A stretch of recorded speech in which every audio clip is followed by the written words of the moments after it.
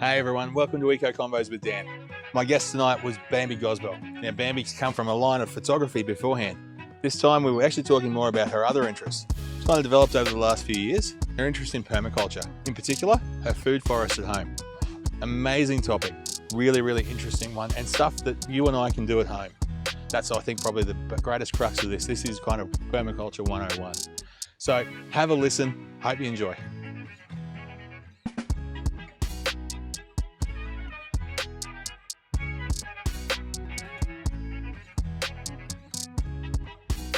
Hi everybody, welcome to Eco Convos with Dan. I'm your host Dan Vanderhook. We are here live tonight at Century 21 Platinum Agents in Gympie. I'm here with my guest Bambi Gosbell. Bambi has been a photographer for the last 19 years and doing predominantly weddings and things like that. She's now taking a bit of a step back from those sorts of things and actually moving more to working on her farm. She's got a farm out there at Wolvi, and it's a beautiful place where they're breeding Redclaw Crayfish.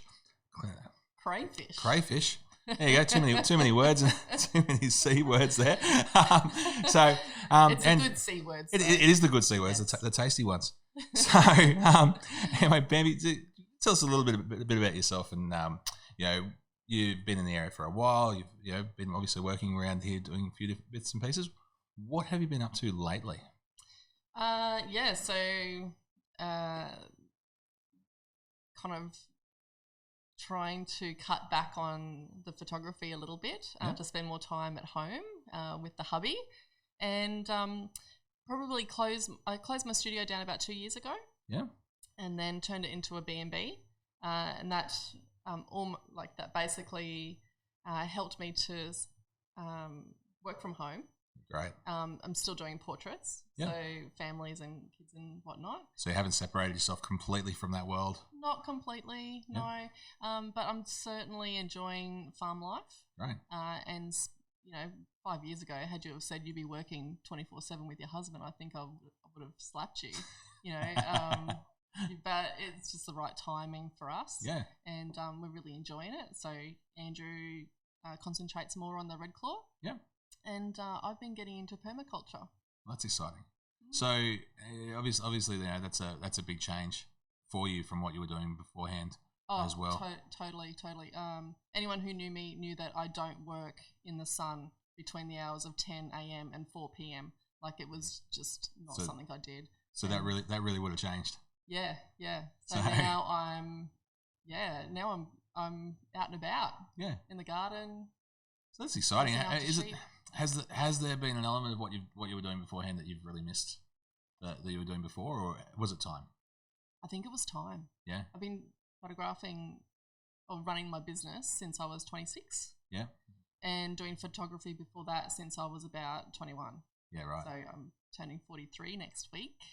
That's right. It's a long time. That's all good. That's a long time good. Doing the same thing. Yeah. But I'm a creative. I'm a right brainer. So I need stimulation all the time. I need to be creative all the time. So this was certainly something that I just felt like it was the right time for me now. Okay. That's really exciting. And we talk a bit more about the permaculture sort of stuff shortly. But in terms of making that big change now and working with your husband full time, that's, like you said, that's a big step and an exciting one too. Yeah. How have you found it? So it's interesting. If someone goes, what's your daily schedule like now? Yeah. I go, okay, well, we get up, we have breakfast together. Might be 8:30. I'm still in my pajamas at 9. I might jump on the computer, do some editing. Andrew will come back in at 10 o'clock. Yeah. That's cup of tea time, morning tea. Yeah. Then he goes back out, does some more work on the farm. I come in, do some more work on the computer, or do some housework. 12 o'clock lunch. We have to have a nana nap. That's the dream. This is every day. Yeah. Nana nap. Awesome. No one's allowed to ring between the hours of 12 to 2. Yeah, nice. And and probably in the afternoon. It's more outside for me, trying to spend more time in the garden, and we've got sheep as well, so that's my little hobby. So the sheep relatively new? We've had Dorpers for probably 10 years. Okay. So for those who don't know, was there a particular reason why you went for Dorpers? Dorpers was just what was available at the time, and everyone seemed to farm Dorpers in the area. For the lack of shearing and things like that? Lack of shearing, yeah. But they still need shearing. Like, they still keep the wool on the spine. So you still need to shear them. Yeah. It's just obviously not quite as labour intensive. Yeah. So we had a bit of problem with barber's pole as well. With the sheep. So it's a worm that basically gets in and it swells up their throat. Yeah, okay. It's a pretty painful death if you don't get onto it pretty quickly. Yeah. So we actually we got rid of all the sheep. We let the paddocks rest for a couple of years, and then I looked into different breeds, and I found wilty poles. Okay. So they're a complete shedder. Yeah. There's not too many of them locally, so it was a fairly new breed for me. Yeah, yeah. But they've been really hardy, and so far they're really good. And I'm doing non-chemical drenching. Okay. So in terms of non-chemical drenching, so obviously keep down parasites and all sorts of nasties away from them. So what sort of stuff's involved in that? Because I think with these sorts of conversations we're having with the listeners and the people who are into it, the move away from chemicals has certainly been growing in popularity, and just that understanding that people have got. What sort of stuff can you do that is chemically free for your drenching? To be able to help them out. Yeah. So diatomaceous earth. Yeah. And apple cider vinegar is my go-to. Yeah, apple cider vinegar is such a magical thing, isn't it? Isn't it amazing? It's for everything. Yeah. So I just mix those with their treats, and I give it to them 3 days in a row, normally in the lead up to a full moon. Yeah. And that's their monthly worming treatment, so I don't have to stress them out and get them into the yards and shove a drench gun down their throat and. Because worm tends to sheep can live with a high worm burden. Yeah. But it's stress that hatches them. So how did you come up with this basically this recipe to being able to do it? Is it something you found whether you're researching as well, or is it something you can buy somewhere? Or no, well I just buy the apple cider vinegar by itself. Preferably the one with garlic. I think you can get that at a rural stock. Okay. Shop. Yeah. one of those amazing places. And diatomaceous earth. It's just like a really fine powder. It's actually like shell. It's like a shell grit. Yeah. Okay. But really fine, and you just mix it up. I just grab we've got 16 sheep at the moment, so it's probably half a cup of the diatomaceous earth. Yeah. And about 10 ml per sheep for the apple cider vinegar. Yeah, so you kind of hope that they're all, getting to the trough and getting their share. Yeah, yeah. So how often are you needing to do this? Once a month. Once a month, it just happens. Just in the lead up to the full moon. Yeah. Okay. So cool. 3 days in a row. So any particular reason why that lead up? Yeah. So in the biodynamic world, okay, they say that worms will detach themselves from the intestines on a full moon because they don't want to kill the host. Yeah, right. So if you can hit them with the diatomaceous earth and apple cider vinegar at that precise moment. Yeah. So I think biodynamics is really one of those interesting things that not everyone's heard of. I know we were talking about it a couple of weeks ago, and it blew my mind what you were saying, and it's not something I'd really heard about too much before. So that's something I do want to touch into a little bit down, because I think we need to start probably more in the permaculture side of things to start with, because that's really because that's your journey as well, and that's where I started too. Yes. And that's how we got to meet each other in the first place as well. So your journey away from from work, just complete change of lifestyle really for you. Yes. You started to go down the permaculture route. Did you start doing that from the start, or was that something that happened as you were going along? What did I do? I actually don't know. Okay. I don't know what the trigger was, but I know that I was in search of better tasting food. Yeah. I wanted to, and because I was home, and I was home for a full week instead of, maybe one sunlight hour a day. Yeah. I had the time to really work on it. So I joined a local permaculture group. Yeah. So local to Pinbarren, Coran, Gympie area. That's my closest point of call. Hyper local, really. Yeah. So yeah. And met this fabulous group of people, and of course you were in that group as well. And we started doing permablitzes, and I was, I think I was the second property to have a permablitz. Yeah, I think you were. Yeah, so in the lead up to, because that we had a couple of people come and have a look at the property and go, what do you want to do? Okay. And I had a bit of a plan, but I didn't really know. Yeah. And then for the next month solid, I just basically researched, how I was going to plan it out, and what I was going to plant, and to try and make this a relatively nice looking orchard. Yeah. Well, and that's really the exciting part of it too, is that design part of it too. And I think you mentioned the permablitz. That was a great thing we were doing where we got together as people who wanted to get in and make that difference and actually do something, help people out, but also go down that real journey of learning as well. Yeah. I know that's why I got involved. Such a big learning curve. Oh, it's massive, and there's so many different schools of thought with it as well too, which is interesting to see. I think one of the great things about permablitz was that idea of everybody got together and we met, we looked at whoever's property and started actually talked about what you wanted to achieve out of it, what your goals were out of this land, and then actually going having a group of people to get in and do it for half a day's work. Yeah, got so much done. Yeah, and your place is transformed. And you're calling on the expertise or the knowledge of people who have been doing it for so many years. Yeah, absolutely. So you're talking about up to a dozen people. Yeah, and Scotty has been doing it for ever. And he's old, so.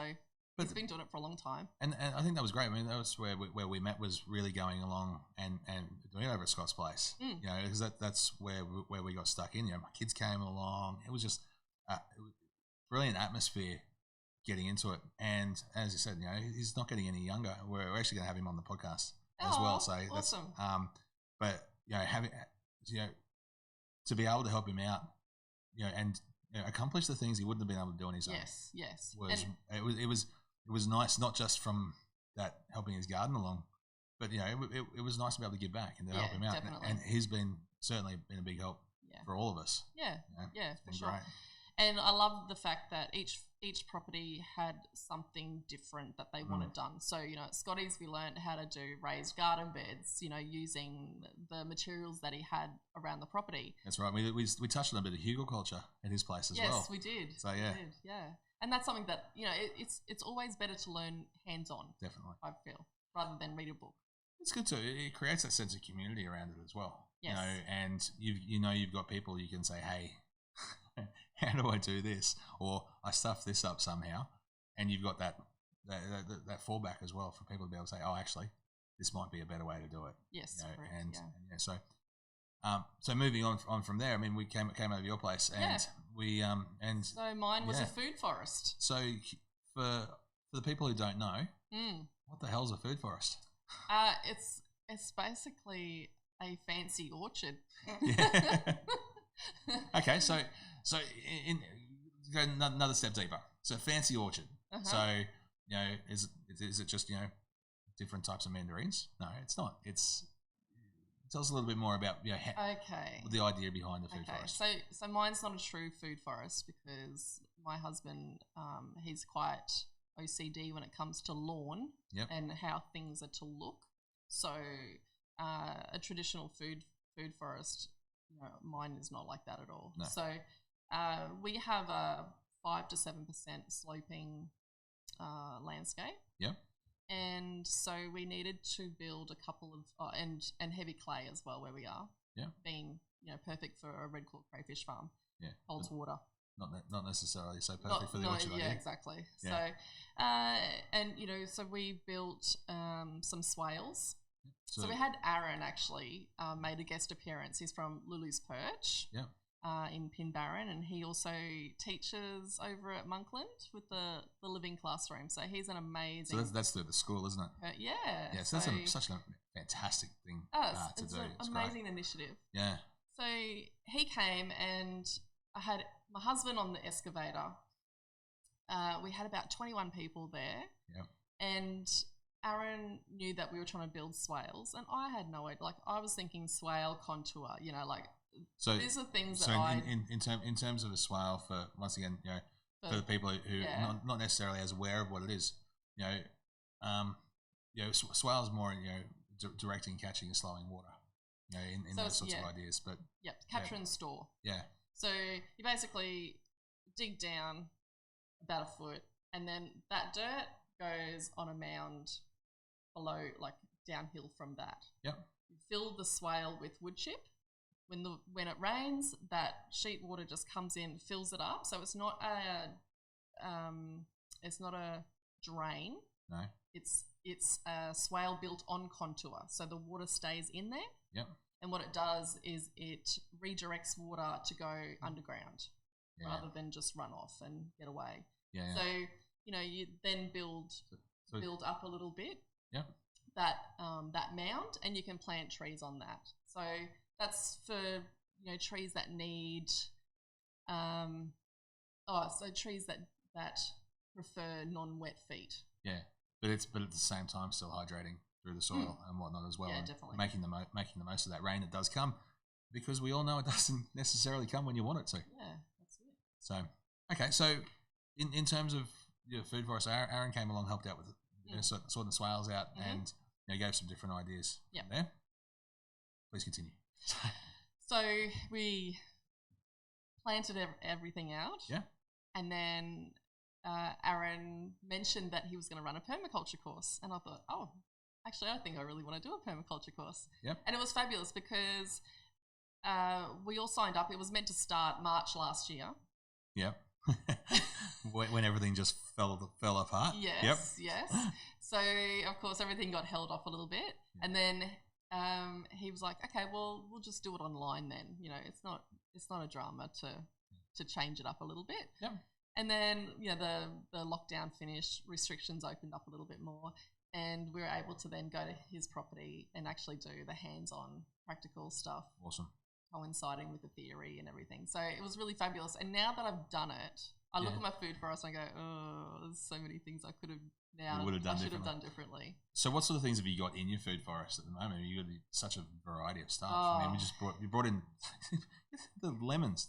They're massive. Yeah. Bigger than a tennis ball. It's just, awesome. Yeah. So you obviously got more than lemons through there as well. Well, the lemon tree's actually been there for about 20 years. So it's a mature lemon tree? Yes. Yeah. No, but my food forest has got everything that I want to eat. Yeah. So Andrew's not a fan of green stuff. Yeah.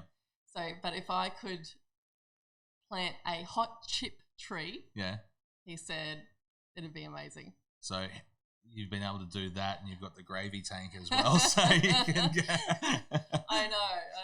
But so it's look, oh my gosh, there's so many things. I've got different varieties of mandarins that all come into season at different times. I've got pomegranates, peaches, nectarines, Panama berry tree, which would have to be my ultimate favorite. It's basically the hero of my garden. The fruit looks like the size of blueberries. Yeah. And it tastes like caramelized fairy floss. So the next thing in my garden is going to be a Panama cherry tree. That's absolutely awesome. Beautiful. They come into fruit about Christmas time. Yep. And the birds love them. You got to get down. Normally I would go down and try and harvest. Yep. And I very rarely get back to the house with any because I've eaten them. They're just amazing. So I mean, that's probably the great thing about the food forest idea is the fact you've just got so much. It's the edible garden. Yes. And so we've touched on permaculture a bit and whatnot, and the fact that the permaculture itself is a design system for your gardens and growing organically. So that next step further that you've gone, when you've now you've got your food forest, you've gone and done your permaculture design course, you're doing a few more bits and pieces like that, and then you've discovered Biodynamics. So yeah, well, we touched on Biodynamics in the permaculture course. Okay. And Aaron basically just said, beware, it's a rabbit hole. Yep. And so the curiosity in me was like, I just want to just have a little bit more of a read into this. Yeah. Now, there's a podcast that I just love and I listen to all the time, and it's the Regenerative Journey with Charlie Arnot. Yeah. And he was running a Biodynamics course at Catharaba, and I thought, I'm going to try and get into this course. Yeah. And it just blew my mind. It's literally, it's an extension of permaculture. It's, it's going into creating better compost for the soil. It's making healthy soil. It's looking after our earth, and it's just absolutely incredible. It's following the phases of the moon and the planets, and following rhythms that happen naturally. So in terms of following the moon and the planets and how that works, can you just explain a little bit more about that? Look, I'm so new at it. Yeah, okay. I'm really so new at it. I'm still learning. It is a rabbit hole. Yeah. So that's the journey continues. Yes, it does really continue. And I have I bought an astro calendar. Yeah. After that course. Yeah. And I just follow that. I really everything's kind of lined out for you. So is that when you're looking at when you're planting, when you're pruning, when you're doing all that sort of stuff? Yeah, definitely. Yeah. Even right down to telling you when the sheep and the cattle are sitting down to chew their cud.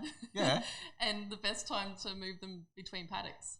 Yeah. It's just still based on all this because it's like you said, it's the natural rhythms of everything. Yeah, absolutely.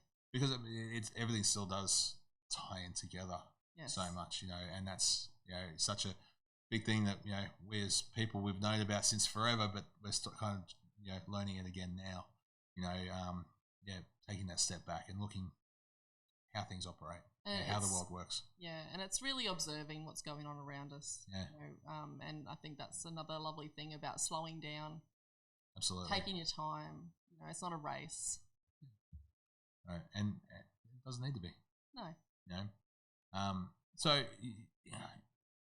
you started your food forest was about 2 years ago? 18 months, yeah. 18 months ago. Mm-hmm. Yeah. And so it's kicking along. We're talking about the idea of maybe not having to go, not having to speed along, but I mean taking on these different principles within permaculture and now obviously within Biodynamics, the rate at which things have actually grown has been pretty phenomenal. From when I was over last, it was quite amazing. Oh, absolutely. And when you buy a citrus, I've got some subtropical apples in the garden. You're told this won't fruit for 2 to 3, 4 years, whatever it may be. Yeah. And one of my mandarins is absolutely laden with fruit. Wow. 18 months 18 months in. Yeah, so that's amazing. That's really a testament to your soil health and everything that's in there as well. Yeah. And the subtropical apple that's in there, I think it's called the Anna. Yeah. It's apples that size. Yeah. So I'm trying to explain. Well, let's give a bit of a size. Ball. It's the size of a cricket ball. It's a bit bigger than a cricket ball, but not quite a softball. Yeah. So, yeah. So that's incredible.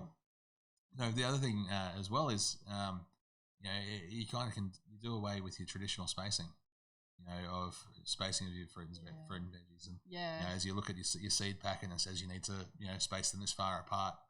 When you're going down this sort of direction because of the diversity within that that planting area. It's got so much more nutrient. It's got so much more activity in there, and you can actually do away with that altogether. Which I know something I've found as well, and we've talked about that before. So yeah, and and I have planted everything pretty close together. Yeah.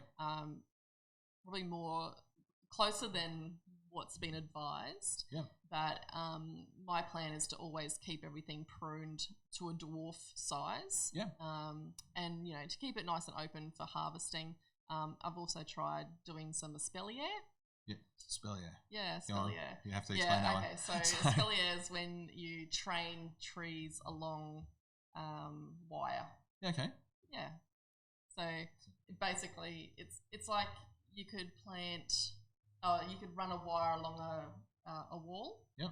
And then plant your tree right beside the wall, and it'll just grow flat because you're training it. They should grow that way. Yeah. That's fantastic. That's fascinating, actually. Yeah, it's pretty cool. So the tree's only half a foot wide. So what sort of reasons would you be wanting to do it for? Is that for aesthetics, or is there other? Yeah, it was a bit of aesthetics. It was also just a trial, and also space. Yep, fair enough. Yeah, because it's only half a foot wide. Yeah. In width, but you can take it up, the whole arbor. Yeah. So have you found it to be effective?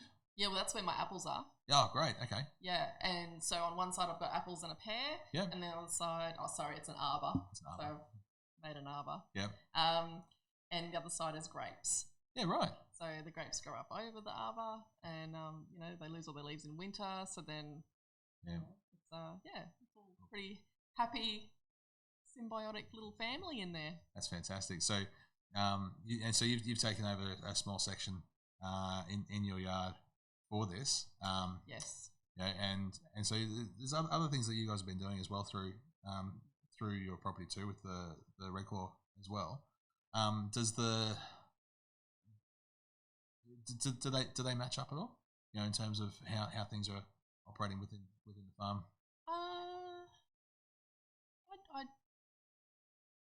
No. No, that's right. That's perfectly right.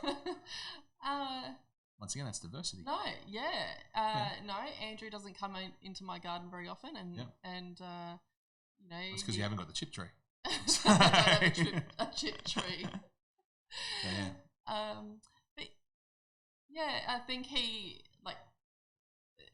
certainly feels that the biodynamics is very woo-woo. Like he's not quite on the same page with me. But he's been really good in the sense where he's just given me free rein. Yeah. And and for me, my parents have been doing biodynamics for the last 10, 15 years. Yeah. And I didn't know anything about it. Dad never really explained anything to me until I started looking into it myself. Yeah, yeah. So it's 10, 15 years ago, if you had a biodynamics workshop, you probably only have 4 or 5 people turn up, whereas now there's 35. Well, that's the thing. It's certainly it's there's so many reasons why people are moving towards this sort of idea. Whether it's on a larger scale or a smaller scale, and I think one of the reasons I actually wanted to really have you on to have a chat about it was the fact that you're doing it on that home scale. Same way that anyone really can, and it doesn't matter how big your block is or how small your block is. There's so much you can do. Absolutely. And there's so much information out there too. Yes. There's people who want to help, and that's another thing that I found in this community. Is that people want to help you. Yes. They want to be able to put you on the right path. Yeah. And give you that advice. It's not unwelcome. It's not overbearing advice either. So it's a very, very, very, very cool thing to be part of, and I think it's becoming more of an acceptable thing for people to do. And that's been especially since everything happened in the last 12 months with COVID and whatnot. There was a huge concern that the shops were going to run out of food. What were we going to do? So it was a very interesting time to see and to watch. You could not buy seeds anywhere because people were getting back to doing it themselves and trying to become a little bit more self-reliant. And obviously that was still only 12 months ago. That's all that all started really. but it's now becoming something I think a lot of people are going to be continuing to do, and actually going that further and going a little bit further down the rabbit hole to actually get to that point where they're a little bit more self-sufficient. And personally, I find that really exciting. Yeah, and I really hope that's what people continue to do as well. Yeah. But I think for me, my concept of homesteading was being self-sufficient. Yeah, and I think now my mindset's moved more beyond that to regenerating our land. Yeah, it's unsustainable to be self-sufficient. Yes. Yeah, absolutely. I think we need to look further than that. Yeah. And we need to look after our own health as well. So by going back to the regenerative idea of what you're talking about, that's the next step. Is that more putting back in what we've taken out? Yeah, absolutely. And preparing it for the future for generations to come. Is the idea of saying, well, we screwed it up, so now we're trying to fix it. Yeah, we're coming into that next phase, aren't we? That's it. We've used so many chemicals over the last however many years. Yeah. How many decades, and now we really just need to start loving the earth again. That's it. And that's becoming a much bigger thing as well. Not just smaller scale stuff, but larger scale farms. We're talking to more and more people wanting to actually move away from necessarily that more monoculture idea of growing the same thing or raising the same livestock, and it's more you start talking to people who are preaching this whole idea. People are starting to listen. There's still a massive mindset to overcome to actually get to that point where we are all thinking that way. Yes. But it's happening little by little. Yeah. And I personally find that really, really exciting. Yes. In the biodynamics that you were talking about before the changes, and as much as Andrew sees it as a bit woo-woo, were are you finding changes with using these different practices so far, or is it still a bit early to say? I think it's a little bit too early. I've only been doing it for a couple of months. Yep. So it's that's just a little bit too early. But in terms of the permaculture, like we make our own. I make I've got the worm farm happening. Yeah. So I've got worm juice that comes out, and I can put that on the vegetable garden. Yeah. There's so many things that you can do at home, and you don't have to go and buy product from a large nursery chain or a hardware chain. So there are things that you can do at home. Composting your veggie scraps. You can just put that straight in the garden if you want, or you can have a compost bin. Yeah. Feed it to the worms. What else can you do? Oh gosh. There's so many different things. I mean, it's really a matter of starting. Don't you think? You just get it. You just have to start. You just start. I think that's the hardest. You just have to start. Yep, absolutely. Because it can all be so overwhelming. Yes. The amount of information, and all of a sudden it's like, oh, no, I'm doing this wrong. I'm doing this. This isn't the way I should be doing. I should be doing this. I should be doing that. The important thing is to really just start. Yeah. You're going to make mistakes along the way. You can guarantee it. That's farming. That's exactly right. Exactly. But everything's a lesson. Yes. There's and that's the only way you can move forward. Yeah, and if anything, that's the one thing I've learned. In my 40s, I'm now learning a completely new career that I have been exposed to in some way or another over my whole life. I grew up on a cattle farm. Yeah. But now it's just I've got a responsibility. Yeah. To look after the land that we're on now. Yeah. But not just us, but for the next generation. It goes on with that idea of you leave the world a little bit better than you found it. Yeah. And if everybody does that, we're all going to be in a much better place. Yeah. I think that's exciting. Yeah. So, very, very cool. So, Bambi, I think we get to the point with each of these podcasts, and what I start doing is we start looking at the idea of I've got what we call a 6 in 60. Mm-hmm. So 6 questions. in 60 seconds. Okay. So, and that's not 60 seconds each; it's 60 seconds total. So you really quick fire answers. You reckon you go for it? Oh, okay. Okay. So part of it you've touched on a little bit before, but the starting off number one.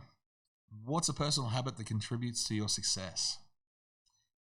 Oh, I'm a bit of a perfectionist. Perfectionist, yeah. Yeah, so I think that's probably, if when I start something, I give it 110%. Excellent. Yeah. Best advice you've ever received? You never stop learning. Excellent. What is probably the one thing you're most fired up about today? Soil health. Yeah. So, okay. This little thing called mycelium. Yeah. I will talk about that in a sec. Okay. Yeah, cool. If you could recommend one book or podcast, you've already mentioned the podcast before, but if you could make one book or podcast for our listeners, what would it be? I'm reading Dark Emu at the moment by Bruce Pascoe. Yeah. That's really fascinating. Yeah. I definitely recommend that to everyone. Just really quickly, what's it? It's about our Aboriginal history of farming in Australia. Cool. Yeah, right. Okay, fascinating. Okay, so what personal goals are you hoping to achieve in the next 12 months? I want to help as many people as I can down the permaculture path. Yeah. People who want to start making change and, develop their own little veggie patch in their backyard, regardless of the size. Yeah. I really like to help people, plan their change. I think it's just really exciting to kind of, see them evolve and see them hands-on and helping out as well. That's awesome. It's a great way of giving back. It's fantastic. So, okay, number 6. What would be the coolest animal to scale up to the size of a horse? Oh, my gosh. The last question gets them all the time. Oh, well, this could be a little weird. Go on. A woolly wagtail. Awesome. Okay, now why? Oh, they're just a cool bird. They are. They are just a cool bird. I like that. That's brilliant. That's really really cool. So, what's the so you brought up mycelium. Can you go a little bit further? So mycelium is like the super highway that runs underground between all the roots of trees and plants and everything, and it's just amazing. It's absolutely amazing. So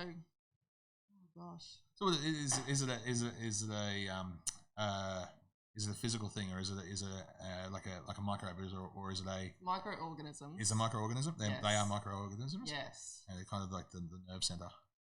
Yeah, and they all share different minerals and everything with in between plants. So if one needs calcium, then it shares it from another.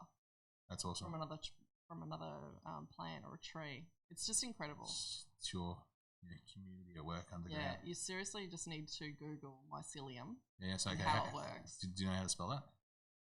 Yes. Yeah. Can you? Of course I do. Of course. Yes, Dan. I know how to spell mycelium. MYCELLIUM. Ish. No, that sounds about right. That's awesome. So, use your Google voice search to say what is mycelium. Yes. So it's that's very very cool. So, Bambi, is there anything that we haven't actually talked about in too much detail tonight in tonight's podcast yet? Well, I guess in terms of what I have growing and happening at home, it's all kind of trending towards a homesteading style of lifestyle, I guess. Okay, cool. So, for those of us who are not quite sure on what homesteading is, elaborate a little bit more. So since I've been homesteading, I think I have easily cut about 8 to 10 aisles of my grocery shop out. Yeah. So no more Cocoa Pops. No more Cocoa Pops. Right. So what's so in terms of that? So that's more by stuff that you produce yourself. Yeah. So stuff I'm growing myself. I mean, there's obviously I'm not going to grow wheat, so I'm not going to be out there grinding wheat down to make flour. So I still buy flour and everything like that, but it's usually in bulk, and I try and get organic as much as I can. Yeah. So it's cooking from scratch. Yeah. And it's cooking with seasonal produce. Yeah. So you're not buying and supporting an industry that's, sending pineapples from the Philippines or oranges from America. You're just trying to use as local and as seasonal as you possibly can.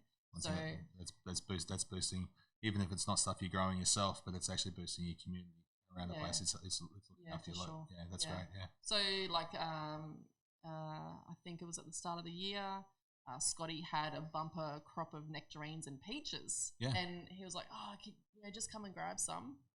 And so I took home a few kilos, and I was thinking, I'm not going to be able to eat these in time. So I looked up a couple of recipes, and I've made nectarine jam. I made peach and vanilla jam. Awesome. Things like that. When mango season comes on, there's so many different things that you can do with mangoes. Mango chutneys. And it's basically like I'm probably doing too much for us to consume, but what a lovely gift. Absolutely. No, one year I started making so I had an abundance of chilies. I had so many chilies, it wasn't funny. About 16 different varieties of them, and so I started making chili sauces and chili jams and whatnot, and gave them to all my family. And they are they still alive? Some of them loved it. The other ones, I think it might still be in their cupboard. But that's so much about what it's all about, isn't it? It's really no waste. It's about using everything you've got and sharing it. Yes.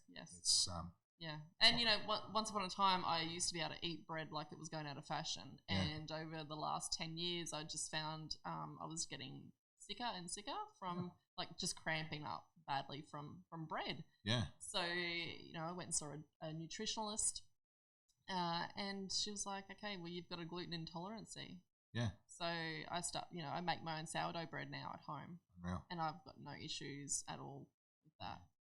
So it's working with what we've got, and it's amazing how little the cost of buying food is now. Yeah. When you can generate it yourself at home. Not all of it. I'm never going to be. We won't be self-sufficient. Yeah. But we'll be probably 80% there. But doing your piece, and the rest of it is still, once again, you're still supporting other people though. That's the thing, especially if you're staying with local stuff. Yes. You're staying with what's around and what's in season. Yes. That's a win for everyone. Yeah, absolutely. No, that's awesome.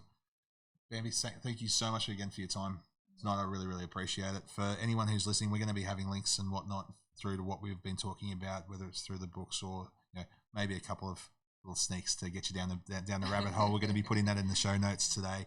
And Bambi, thank you again for your time. I really do appreciate it. And there's a few bits and pieces we didn't really hit on tonight, so I reckon we might be able to have another chat down the track. Oh, if you're lucky. If we're lucky, we'll talk about this to come. So once again, thank you, everybody. Thanks for having me. Thank you so much, and everybody, thank you for listening. And look forward to talking to you next time. Cheers. Food forest. What a great idea. Something you and I can easily get a hold of and do it ourselves at home. If you want to keep up with Bambi and where she's up to, check out their Instagram and their Facebook page at Aquaculture, where they cover all the stuff from their crayfish farms. Also, make sure you like, share and subscribe. Looking forward to talking to you soon. Ciao.